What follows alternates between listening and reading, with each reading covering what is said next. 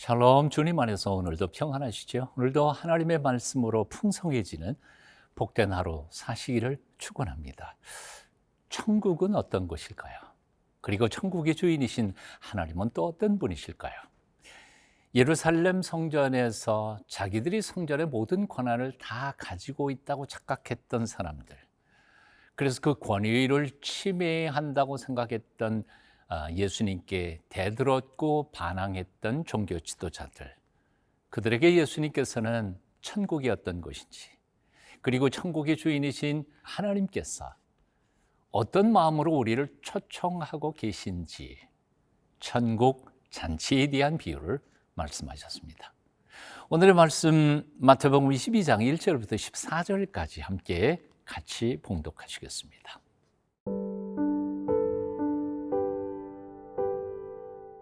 마태복음 22장 1절에서 14절 말씀입니다.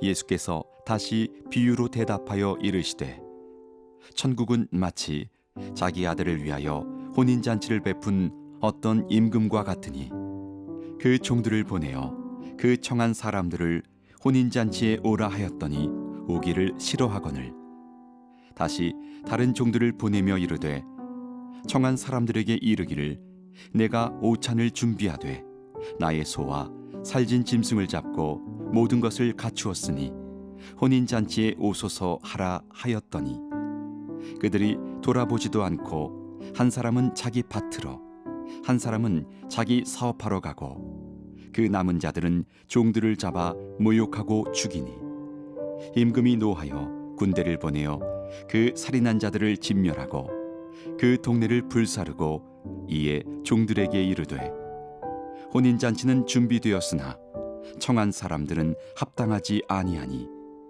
네거리 길에 가서 사람을 만나는 대로 혼인잔치에 청하여 오라 한대, 종들이 길에 나가 악한 자나 선한 자나 만나는 대로 모두 데려오니 혼인잔치에 손님들이 가득한지라.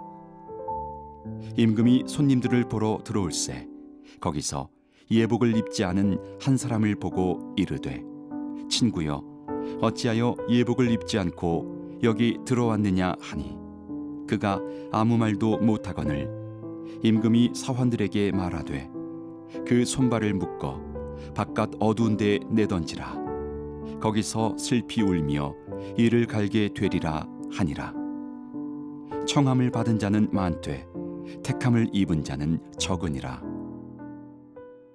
1절부터 4절까지 제가 봉독하겠습니다. 예수께서 다시 비유로 대답하여 이르시되, 천국은 마치 자기 아들을 위하여 혼인잔치를 베푼 어떤 임금과 같으니, 그 종들을 보내어 그 청한 사람들을 혼인잔치에 오라 하였더니 오기를 싫어하거늘, 다시 다른 종들을 보내며 이르되 청한 사람들에게 이르기를 내가 오찬을 준비하되 나의 소와 살진 짐승을 잡고 모든 것을 갖추었으니 혼인잔치에 오소서 하라 하였더니, 예수님은 천국을 잔치집이라고 비유하고 가르쳐 주셨습니다. 그리고 천국의 주인이신 하나님은 바로 그렇게 잔치집을 준비해 놓고 세상 모든 사람들을 초청해서 함께 행복해지기를 원하는 마음씨 좋으신 주인으로 소개하고 있습니다.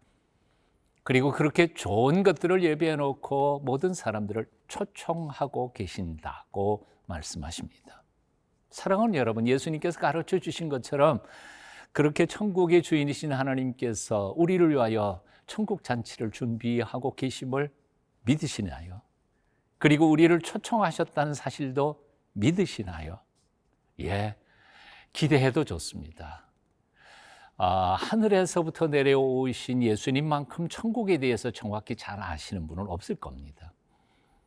하나님 아버지와 함께 영원토록 함께 계시고, 또한 함께 계시다가 이 땅에 잠깐 오셨다가 다시 올라가신 예수님만큼 천국의 주인이신 하나님을 잘 아는 분도 없었을 것입니다. 그러므로 주님께서 약속하신 천국에 대한 소망 굳건히 가지시고, 우리를 초청하시는 하늘 아버지의 그 초청에 감사하고 기뻐하며 기대하면서 살아갔으면 좋겠습니다. 하지만 예수님 당시에는 그렇지 못한 사람들이 너무 많이 있었던 것 같습니다. 놀라우신 하나님의 그 초청을 무시해버리고 오히려 초청하러 왔던 종들을 모욕하고 심판하고 죽이는 사람들까지 있었던 거죠. 5절부터 7절 읽어봅니다. 그들이 돌아보지도 않고 한 사람은 자기 밭으로 한 사람은 자기 사업하러 가고 그 남은 자들은 종들을 잡아 모욕하고 죽이니 임금이 노하여 군대를 보내어 그 살인한 자들을 진멸하고 그 동네를 불사르고 그 살인한 자들을 진멸하고 그 동네를 불사르고 잔치에 와달라고 초청하는 그 초청을 거절할 정도가 아니라 오히려 초청자들을 모욕하고 심지어는 그 종들을 죽였다고 하는 것은 단순한 모욕이 아니었습니다. 그것은 초청자의 권위에 대하여 반항하는 것이고 도전하는 것이었습니다. 왕을 왕으로 인정하지 않았을 뿐만 아니라 왕권에 대하여도 감히 싸움을 걸었다는 뜻입니다. 그런 그들을 임금은 도저히 용서할 수 없어서 그들을 진멸하고 없앴다는 겁니다. 그리고는 기왕에 준비한 잔치였으니 본래 초대받지 못했던 사람들을 향하여 문을 활짝 열어놓습니다.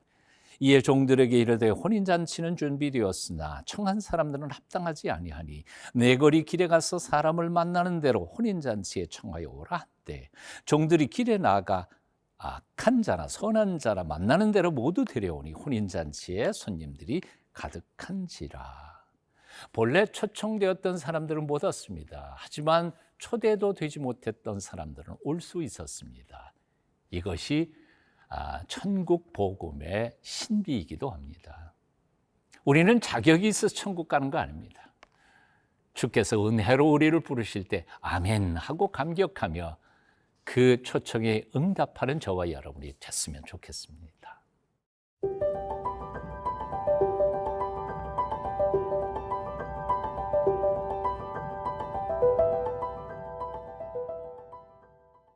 (11절부터) (14절까지) 제가 봉독합니다. 임금이 손님들을 보러 들어올세 거기서 예복을 입지 않은 한 사람을 보고 이르되 친구여 어찌하여 예복을 입지 않고 여기 들어왔느냐 하니 그가 아무 말도 못하거늘 임금이 사환들에게 말하되 그 손발을 묶어 바깥 어두운 데에 내 던지라 거기서 슬피 울며 이를 갈게 되리라 하니라.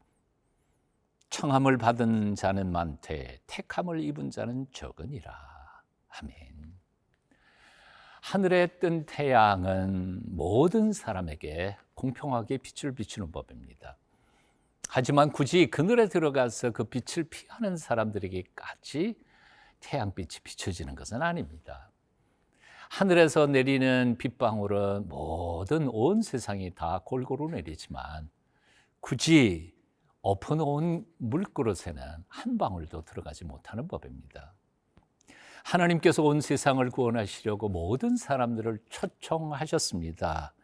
그 복음을 굳이 거절하는 사람들은 그 은혜, 그 부르심의 초청의 축복을 경험할 수 없다는 이야기입니다. 이 진리를 표현한 말이 바로 성경에서 오늘 말씀하신 청함을 받은 자는 많되 택함을 입은 자는 적다라는 뜻입니다. 하나님은 이 지구상의 모든 사람들이 단 한 명도 예외 없이 구원받고 하나님 나라 천국에서 영원히 살기를 원하시는 분이십니다. 하지만 그것은 강요된 것 아닙니다. 아멘 하고 감사하며 받아들이는 자만이 그 은혜를 경험할 수 있다는 말입니다. 하지만 단 한 가지 예외가 있습니다. 그것은 뭔고 하니 바로 그 천국 잔치에 참여하면서 아멘으로 기쁨으로 갔지만 적어도 한 가지의 조건은 기억해야 된다는 거죠. 오늘 본문 말씀 속에 바로 그겁니다. 예복을 입지 않고 들어가는 사람을 쫓아냈다는 거죠. 예복이란 뭘까요? 바로 믿음을 구체적인 삶의 현장 속에서 드러내는 실천적 행위를 가리키는 말이 바로 예복인 거죠. 그냥 믿기만 하고 입만 주절거리면서 삶은 형편없이 살아가는 모든 사람이 다 구원받는다는 말씀은 아닙니다.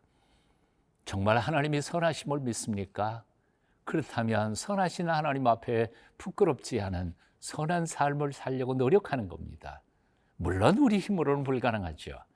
그래서 하나님께서 예배해 놓으신 매 순간 성령님의 도우심을 구하며 그 거룩하신 성령님의 충만할 때 우리 힘으로는 안 되고 우리 결단으로는 안 돼도 하나님께서 도와주시는 성령의 은총 안에서 우리는 능히 선한 열매를 풍성히 맺게 될 줄로 믿습니다. 자, 우리를 천국으로 인도하시는 하나님의 은혜와 사랑을 믿으십니까? 그 믿음 가지고 이 땅 위에서 성령님의 도우심을 통하여 거룩한 주의 백성으로 살아가기를 애쓰십시다. 그리할 때 하나님께서 우리 앞길 열어주시고 구원받을 천국을 상속받을 자격도 없고 힘도 없고 믿음도 없지만 하나님의 은혜로 우리에게 그 크신 축복을 더하여 주실 줄로 믿습니다. 오늘도 그 은혜가 여러분의 삶 속에 충만하시기를 축원합니다.